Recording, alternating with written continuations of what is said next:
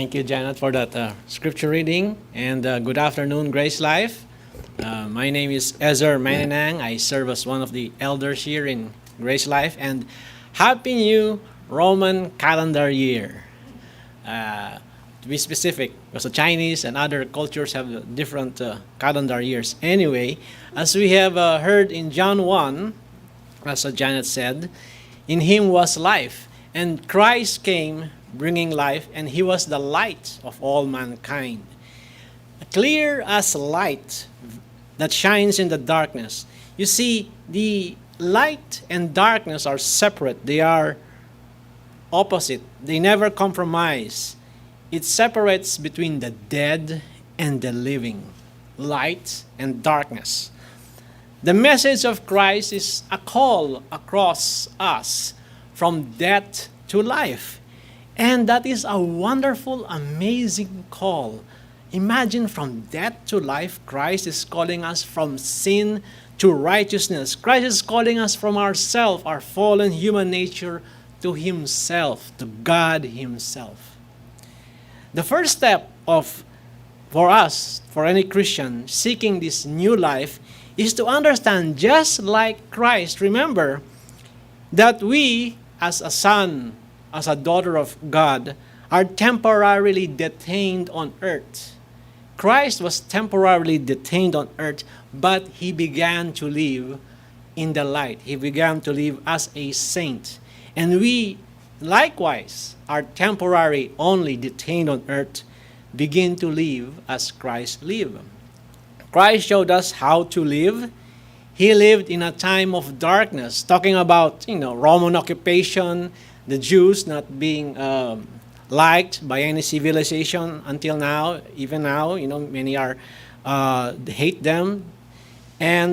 But he lived a glorious life, a powerful life of humility and service. Listen to his words. You have heard some of his words today.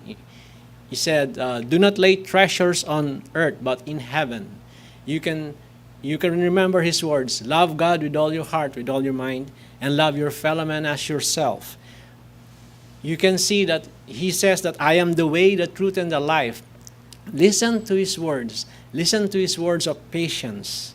Listen to his words when he cured the sick, the lame, and the blind. Do you believe? Do you have faith in me? The world did not recognize Christ. Maybe you and I won't be acknowledged either. Whatever we do, the world will not approve us, nor will accept us. Why? Because of darkness. However, why do we think of the world? It is better of what Christ, what God thinks of us, than what the world thinks of us. He is light. He is life. And that is our future. The light and the life of God. In verse 11, it says, he came and others did not receive him. But on verse 12, it says, yet to all those who did receive him, believed in his name, he gave the right to become children of God. And it says in verse 13 that it was God's will. It was not human's will, our will. But God's will is for us to be his children. We are adopted. And as children of God, we want to live. He wants us to live, and not only to live, but to thrive, to survive, and to live blessed, be blessed, as Barbara said, be blessed in a fulfilling life, like any parent would. Any normal parent would like their children to live successfully, happily, joyfully, even to succeed or even overpass them in their successes and in their joy. No parent would like their children, to suffer. And that's what exactly God did. He laid out the plan. That's why he set a clear and glorious future for us already. It says here, verse 14, he became flesh and made his dwelling among us. We have seen his glory. And what is his glory? Himself and the one and only Son who came from the Father, full of grace and truth. He gave us this, grace and truth. Why? Because His glory is in Jesus. Grace is sufficient. Why? Because it is powerful to save. We are adopted and have been given the right to become children of God. This is His will, to live, to thrive, not only to survive, but to live happily and joyfully. In a contrast, some movies show that when you watch a movie, they would save the children. They would, even in that, let's say Titanic, they will put children first because they know the value of children. They will save children first. Another story I watched in Netflix is, this is a spoiler, Train to Busan. It's a horror story, zombie story. I was scared at most, but in the end, after everything was said, a child and a pregnant woman with an unborn were saved, because child and a pregnant woman are important. Children were important. Even in movies, we see the importance of children. And those who survive, they always say, thrive and live. And that is God's will. Don't you see? Grace and truth. God has given us His grace. The truth is beautiful. The truth is enough. Grace is sufficient because it's powerful to save. It is the light of this world in dark times.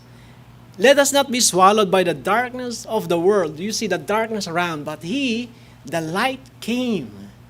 And grace and truth, we have to understand that it is beautiful. It is, as Barb mentioned, it's blessed by God. Grace, truth, everything is, He has prepared in advance. And don't be swallowed by the darkness. The light is strong. Why? Because Jesus is the light. He is God. And where is the source of light? He Himself. Nothing can cover His light. So let us be children who are saved.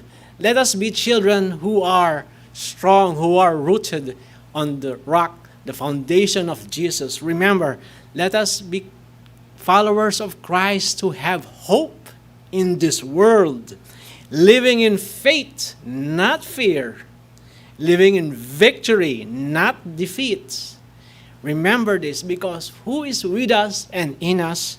Christ, the light of the world, the salt of the earth. We can live as that. Live like Christ. So, in the face of present darkness, remember, we are only temporarily detained on earth, just like Christ. Then we will be received by Him if we follow Him and if we choose to believe in Him.